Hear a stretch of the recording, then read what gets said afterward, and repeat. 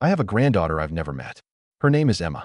She's 2 years old, and I found out she existed from a stranger's Facebook comment. My name doesn't matter here. What matters is what I did to get to this point, and I'm going to tell you all of it, without softening a single part. Stay with me, because this gets worse before it gets honest. I have two daughters. Claire is 27. Madison is 24. I had Claire when I was 25, alone. Her father left when she was 2. It was just the two of us for 3 years. Then I met Richard, got pregnant fast, married faster. Claire was 5 when Madison was born, and I want you to remember that number, because everything after it traces back to it. Here's the part one never said out loud until it was already too late. Madison felt like my second chance. My real family. The one I got right. Claire felt like the reminder of the marriage I'd failed at first. I didn't decide to favor Madison. I just did it, from day one, in 100 small ways I told myself didn't count. Madison got new clothes. Claire got hand-me-downs from cousins. Madison got piano lessons. Claire got, maybe next year. Madison's room got redecorated twice. Claire stayed exactly the same from age 5 to 18. When Claire was 10, she asked me why Madison got everything. I told her she was being dramatic. She said, "We could afford a new bike. We just chose Madison." I had no answer for that, so I gave her nothing instead. High school made it so much worse, so fast. Madison was popular, pretty, everything came easy to her. Claire was quiet, studious, tried hard at everything, and got called awkward for it. Madison called her names, excluded her, mocked her friend group as 3 losers from debate team. I heard every bit of it. I told myself, sisters fight. That's normal. It was not normal. I just needed it to be. Junior year, Claire fell for a boy named Connor, debate captain, kind, planning to study law. She was radiant about him, talked about him at every dinner. And Madison noticed. First it was small. Connor's cute for a nerd. Then it was flirting, openly, at family dinners, at school events, anywhere Connor was. Claire asked her to stop. Madison laughed it off. Not my fault he likes talking to me. I watched every bit of this happen in front of me and said nothing, because Madison was just being Madison. 2 months before prom, Connor broke up with Claire. Said he had feelings for someone else. Wouldn't say who. Claire already knew. "It's Madison," she told me. "She's been flirting with him for months." I told her she was being paranoid. 1 week later, Madison asked Connor to prom. He said yes. Claire begged me to do something. I told her I couldn't control who Madison dated. She said, "He was mine first." This is wrong. I told her, if he liked Madison better, he wasn't right for you anyway. Move on. She stayed home from prom and cried in her room while Madison went with her ex-boyfriend in a dress Richard and I paid for. Claire asked me, point blank, "Why do you always take her side?" I said I wasn't taking sides. I was being realistic. She said, "She's a bully. She's been bullying me our whole lives, and you let her." I told her to grow up. Life isn't fair. She looked at me like I'd slapped her. "You're supposed to be my mom." I said, "I am your mom. I'm teaching you the world doesn't revolve around you." She said, "It sure revolves around Madison." She barely spoke to us the rest of senior year. Went to college across the country.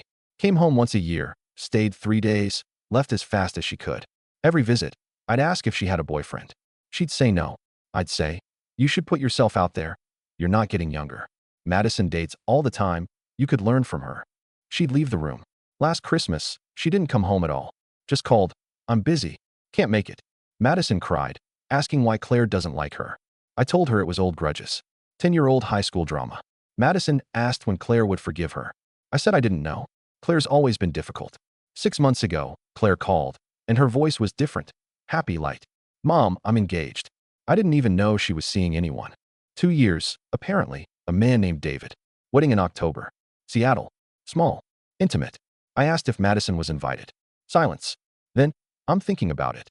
I said, "She's your sister." Claire said, "She's the person who bullied me for 18 years and stole my boyfriend while you watched." I told her that was high school. Madison's changed. Claire asked, "Has she? Or have you just never held her accountable?" I told her this wedding should be about family. About healing. About moving past old grudges. "Old grudges," she repeated. "Right? Because being bullied for 18 years is just a grudge." She hung up. 3 days later, an invitation arrived. Just me and Richard. Not Madison. Not the family. Just our 2 names. Madison saw it and said, flatly, she didn't invite me. She hates me. I told her that wasn't true. Claire was just hurt. Madison said, "About what?" I didn't do anything. I explained Connor. High school. Madison said, "We're sisters. We fought like sisters fight." I told her Claire was sensitive, took things harder. Madison asked, "So I'm not invited to my own sister's wedding because she's sensitive?" I called Claire and told her she needed to invite Madison. No, she's your sister. She's my bully, and you enabled it for 18 years. I told her Madison wasn't a bully. She was being ridiculous. Claire listed every single thing: name-calling, exclusion, humiliation, Connor, and every time I told her to just deal with it. I did move on, she said, to a life without Madison in it. I told her this was her chance to bring the family together, to show Madison forgiveness, to heal. My wedding is about me and David, she said, not about fixing the family you broke. I didn't break anything. You're being dramatic, as usual. Then I guess I'll continue being dramatic without you there. I didn't understand. What? If Madison isn't welcome, you're not either. I actually laughed. You can't uninvite your own mother. Watch me. I want you to sit with what I did next, because this is the moment I destroyed everything, and I did it with my eyes open. I called back and gave her an ultimatum. Invite Madison. Make the wedding about reconciliation, about sister bonding, about healing this family. Or I don't come. I don't pay for anything. I don't support it. Her answer: I already made my choice 5 years ago, when I stopped coming home. This wedding just makes it official. She hung up. I called back. Blocked. Texted. Blocked. Emailed. Bounced. 2 weeks later, a new envelope arrived. A rescinded invitation. After careful consideration, we've decided to keep our wedding extremely intimate. Unfortunately, this means we can't include extended family. Thank you for understanding. Extended family. I'd been demoted to a strangers category. I want to tell you what happened over the following 3 years, because I owe you the whole thing, not just the version where I get to stop looking at myself. Madison cried for days, asked if she should apologize for Connor, for high school. I told her she'd done nothing wrong. Even as I said it, I knew I was lying. 3 months before the wedding, I found Claire's fiancé David on social media and messaged him. Told him I was her mother. I should be there. He wrote back. Claire made her boundaries clear. I support her decision. Please respect it. I said I was her mother. He said, and she's an adult who's been hurt by her family for decades. She deserves a wedding where she feels safe. That doesn't include you. 1 month before the wedding, Richard called her directly. She answered. He told her I was devastated, that I wanted to be there. She said, then she should have respected my boundary about Madison. He said Madison was her sister. Claire said, Madison's my bully, who Mom always protected. He said I love them both equally. Claire laughed. No, she doesn't. The wedding ultimatum proved that. She just wants everyone together at my expense. I'm done being the one who sacrifices for family peace. The wedding happened. October 12th, Seattle. 30 guests. Friends. David's family. People who actually loved her. I saw the photos afterward. She looked radiant. Happy. Like a woman who'd finally exhaled. We didn't exist in a single frame. 1 week after the wedding, still blocked everywhere. I sent a letter to her old address. Returned. No longer at this address. She'd moved. Didn't tell us. Gone completely. I hired a private investigator. Found her new address in a Seattle suburb. Drove there. Knocked on a blue front door. David answered. You need to leave. I need to talk to Claire. She doesn't want to talk to you. I'm her mother. You're the person who let her sister bully her for 18 years, and then made her wedding about forcing reconciliation instead of respecting her boundaries. I asked if I could at least see her. No. She's inside. Not coming out. Doesn't want to see you. I said, please, I'm her mother. He said, then act like it. Leave. I left a letter with him. Drove home. Cried for 4 hours. It came back a week later, unopened. Returned to sender. She wouldn't even read it. 2 months after the wedding, Richard's heart started failing him. Stress, the doctor said.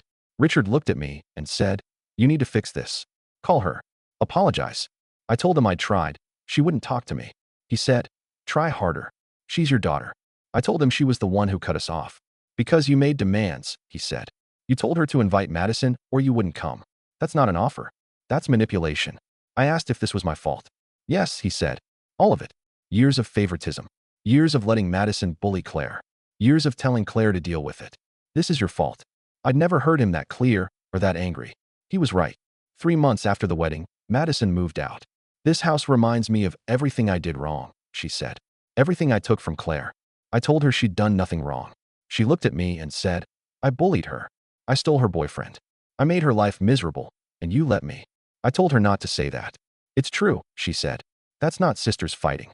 That's 18 years of abuse, and I was the one doing it. She started therapy. Wrote Claire a 12-page handwritten apology. Sent it. Returned. Refused. Unopened. 6 months in, I started therapy too. My therapist asked why I favored Madison. I said I didn't mean to. It just happened. She asked what actually made Madison different. I told her the truth for the first time out loud. Madison was my second marriage, my real family. Claire was from before, a living reminder of my first failure. So you punished Claire, she said, for your first marriage falling apart. I didn't punish her. You gave her less attention, less protection, less of everything, while giving Madison more of everything. That's punishment. That's what it's called when you do it to a child. 8 months in, Richard had a minor heart attack. The doctor told him to reduce stress, resolve the conflict, make peace, or stop trying entirely and let it go. Richard looked at me and said the thing I still hear most nights. We both failed her. 10 months after the wedding, we found out Claire was pregnant through a friend's social media post. Madison lit up. We're going to be aunts and grandparents. I told her not if Claire won't speak to us. She said maybe the baby would change things. It didn't. 1 year after the wedding, the baby was born. A girl, Emma. Photos everywhere, Claire exhausted and glowing, David beside her, his family in every frame. Grandparents, aunts, uncles, all of them his, none of them us.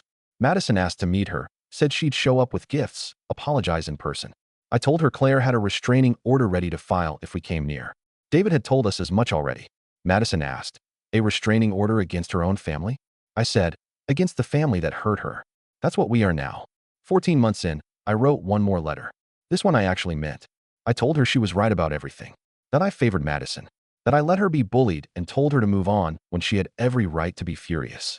That I failed her as a mother, as a protector. That the wedding ultimatum was never about healing. It was about my own guilt. Dressed up as reconciliation on the one day that was supposed to belong entirely to her. I told her I knew I couldn't undo 18 years. I told her she deserved better, and I never gave it to her. I told her I loved her, even though I'd done a terrible job proving it. I sent it through David's parents. It didn't come back. I don't know if she read it or threw it away. Either way, there was no response. 18 months in, Madison tried once more, a video message sent through David's sister. She said everything, plainly, that she'd bullied Claire, stolen Connor, made her miserable, and that I'd let all of it happen. That she was sorry, that she couldn't undo any of it, that Claire didn't know her forgiveness or access to Emma or anything else. That Claire had been right to cut her off, right to protect herself. David's sister told us Claire watched it, cried, still didn't respond. It's been 3 years now. Claire is thriving. Happy marriage. Beautiful daughter. Full life, full of people who actually protect her, just none of them us. Madison is different now. Quieter. In therapy twice a week. I destroyed my sister's life, she told me recently, and my mom let me. Her therapist asked if she's hoping to reconcile. She said, I'm hoping she's happy, even if I'm not part of it. Richard's health hasn't recovered. Stress, guilt, regret, mostly. He tells me, still, that he should have stood up to me, should have protected Claire, that we both failed her. My life is small now, quiet, empty, no Claire, barely any Madison, just Richard and me and the specific, permanent weight of every choice that led here. People still ask how my daughters are doing. I say they're good, busy. I don't tell them I have a granddaughter I've never met, that I forced my oldest daughter to choose between her boundaries and her mother on her own wedding day, and that she chose herself, correctly. I teach parenting classes now. I tell every single room the same story. I let my younger daughter bully my older one for 18 years because the younger one was my favorite. When the older one got engaged, I demanded her wedding fix what I'd broken instead of respecting what she needed. She chose herself. I lost both of them. One because I enabled her, one because I failed to protect her. If you have more than one child, love them equally, not in theory, in practice, in protection, in every single choice you make when nobody's grading you on it. Don't let one child hurt another and call it sibling rivalry. Don't wait until a wedding invitation to find out exactly how much damage 18 years of looking away actually cost. I already know what the answer is. I just needed to finally say it somewhere Claire will never have to read it.